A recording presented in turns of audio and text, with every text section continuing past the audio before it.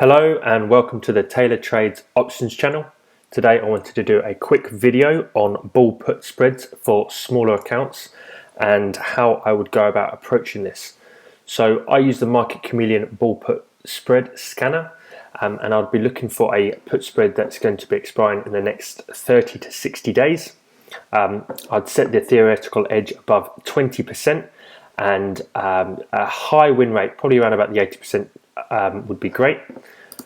Looking at the stock, market cap needs to be quite high, average stock volume and average option volume also needs to be quite high, and I'd be looking at a stock that's also in an uptrend. So once I plugged all this in, it will come out with quite a few different trades. To narrow this down or to look at specific stocks, I would click on the best theoretical edge by symbol.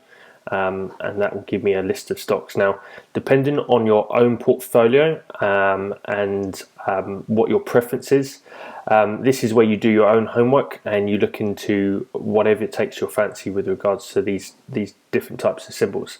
I really like this Apple one. It's got a very high theoretical edge, and also looking at the strikes, there's a $2.50 difference between the 1225 and the 12250, and the market price there is $1.40, so that means a maximum loss of $1.10. So as far as spreads goes, this is definitely on the lower end for us.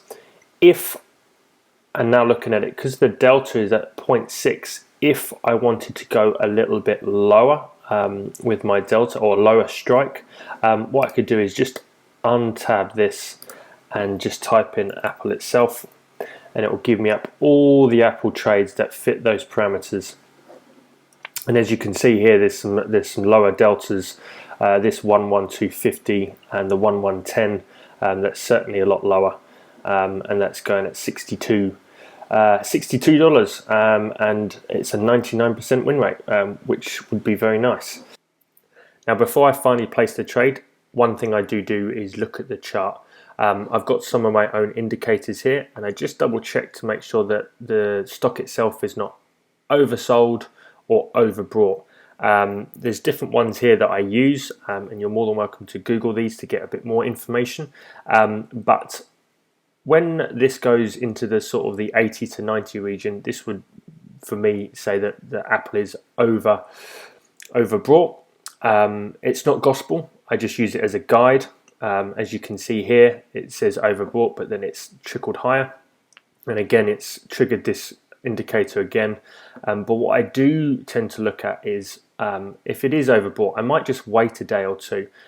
As you can see here, this day followed two red days, and what that then means is if you did just wait a day or two, obviously with a red day, that normally means that there's higher volatility, which means you get more premium, and you can actually get further away than what you would have done. So sometimes it does bear patience to wait.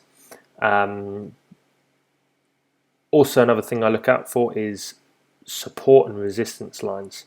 I did a trade example the other day with SPG, and it had this really nice support level at the 60 mark. It bounced off it 3 times. It had a red day. I then got into a few put spreads, and then 3 or 4 days later the stock rises just before earnings, and I managed to get out even before the earnings announcement with 95% winners on those two put spreads. So sometimes it does bear to wait.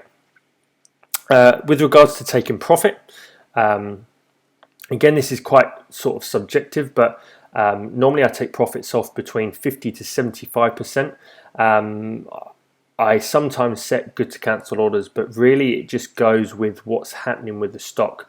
For example, if a trade is on for 60 days and after 20 days I'm 60% up in profit, then I don't really want to wait, another 30 or 40 days just for that extra 40%. I might as well close the trade out, take my profits, and redeploy them in another trade setup.